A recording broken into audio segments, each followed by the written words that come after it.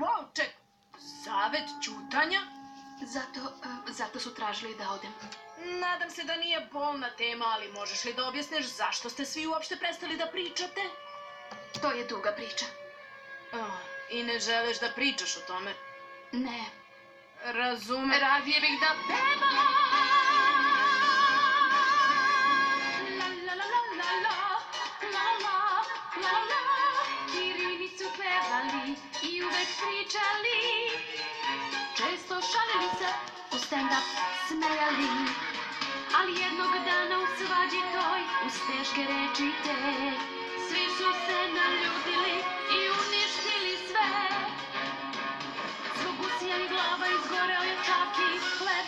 Izvini, zaboravila sam koliko volim da rimujem, gde sam stala odah.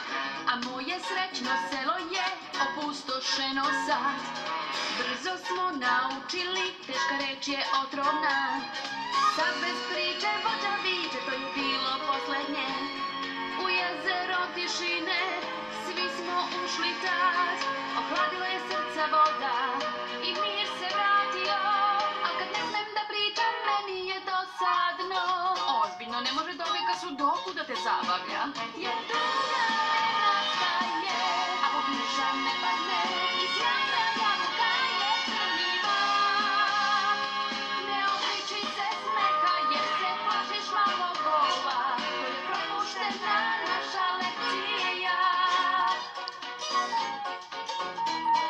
U glavi mi je bila zbrka od mnogo glasova. Na cvetni krevet pala sam i slobodu pronašla. Ja sam sebi našla lek, progovorila sam smelo. U meni čučale su reči, ne birala sam selo. Nisu voleli ni pesmu, ni vesti dana čak. Ni predstave, ni govore, ni mnoge kritike. Ni priču o Kirinu koji ispod opere se krio. I zaljubio se u pevačicu i nosio neku jezivu polumasku i mnogo svirao orgulje i sav se omusio jer se pevačica zaljubila u drugog tipa pa ju je doveo svojom podzemnom gondolom. Mislim, ko ne voli muzičko pozorište? Vođa sela rekla je, ti ostani kod nas. Ali ja sam ipak